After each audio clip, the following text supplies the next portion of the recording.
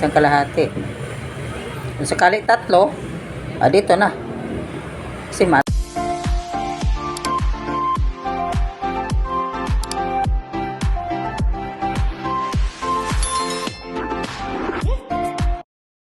hello guys, welcome back our YouTube channel guys. Good afternoon, good evening at saka good morning. Anumang oras kayo nanood guys, ay binabati ko na kayo.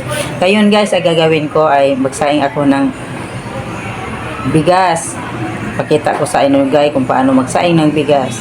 Yung guys, samahan nyo po guys. Itong bigas guys, nugasan ko na to guys ng pangatlong hugas kasi luma ito nga bigas. Kung bagong ani na bigas, dalawa lang hugasan para hindi mawala ang vitamina. Yung stock na bigas, binili sa tindahan, stock na yan. Pangatlong hugas ito. At ito guys ay isa kalahating takal. Takalan, o yan. Ang takal sa bigas guys, depende yan sa maalsa ba or malambot. Kung maalsa, medyo dami-dami ang tubig kasi maalsa tumubo yun. Ang malambot, hindi masyado tubig, damihan. Kung madamihan tubig, malata sabi. At ito guys ay isang kalahati lang sa takal. Ang panukat nito, itong unang buko. Kung maalsa guys, kung malambot, ito malambot ito. Hindi na maunang buko, hanggang dito lang sa kalahati. Kaya no. Pag maalsa guys, ang isa kalahati hanggang dito na yan.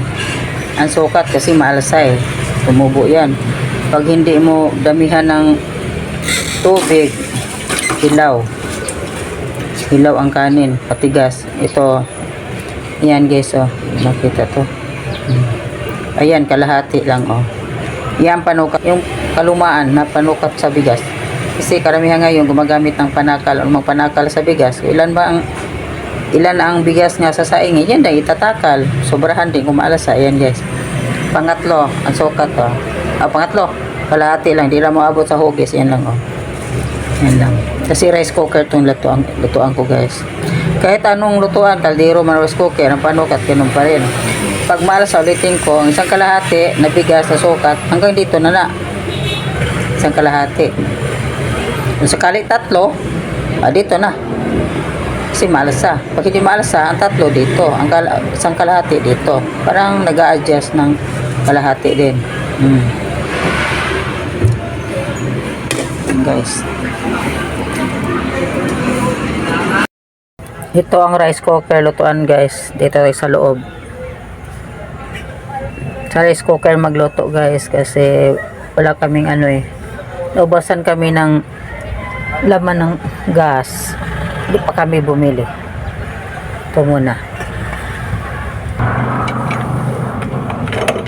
Tapos itong outlet guys. Lagyan natin dyan Tapos iwan natin itong cooking.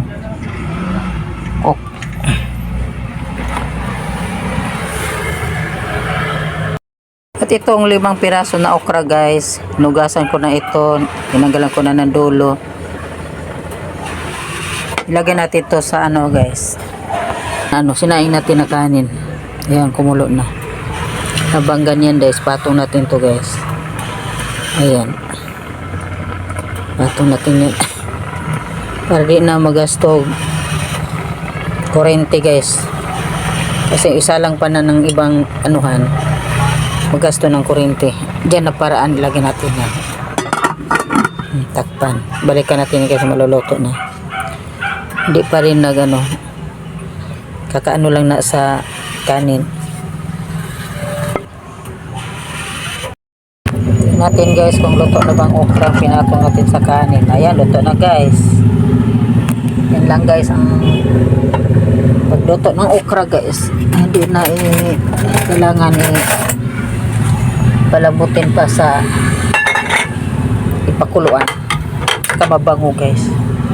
Okay, so luto na guys. So resin ko. Mabango okra guys. Sa kanin. Ayun Kung ipakuluan siya ng tubig, palambutin, madulas. Isa masyado dulas guys. Para siyang steam sa kanin. Ayan guys. Yan ang galing paraan sa pagluto ng okra. Kung magsaing kayo, gusto kayo maglaga ng okra, sabay na lang. Basta pag kunting tubig na tira, kung may kunting tubig na tira sa kanin, ipato na ang okra para maluto. Tanang okra guys. Oh, tama na guys. Di siya dulas, di siya nagbasa-basa kaysa palambutin siya sa tubig, mabasa-basa sa madulas. Yan lang. Tikman ito guys. Sarap. Sarap guys. Di may anong kamay ko, di siya nagdulas. Dry. Yan lang guys. Thank you for watching guys, at sinumahan nyo ako sa pagluto ng kanin. Yung malambot na bigas at saka malasa na bigas kung paano susukatin. At pag luto ng okra, hindi na kailangan ilaga pa sa papakuluin ng tubig. Yun na, ilagay na lang sa ibabaw ng kanin. Hindi madulas at saka hindi mabasa-basa, matuyo guys. At saka yun lang, madalian lang, hindi na kailangan pa nga magpapakulo ng tubig or iluluto pa, magastos na sa sa gas at saka sa kuryente, kung kuryente yung luto. Yun, isa na lang, ipatong na lang sa kanin. Yun na nga, sundin lang nyo ang paraan kung paano guys. Salamat guys yung panood, na sana hindi kayo masawa sa panood sa aking video. Simpleng video lang aking mga post guys, pero makakuha kayo ng aral sa aking, matutunan ng aral sa aking mga video. At salamat din sa mga na hindi nag-comment, silent viewers. Maraming salamat guys sa inyong panonood. Thank you so much guys. Sana sa sunod video na upload ko ay panoorin nyo. Thank you mga friends ko, kamag-anak, at saka mga kakababayan ko sa probinsya, sa Visayas at Mindanao. Ako'y nandito sa Luzon. Ang mga kaibigan ko, salamat sa inyong mga panonood. Bye bye.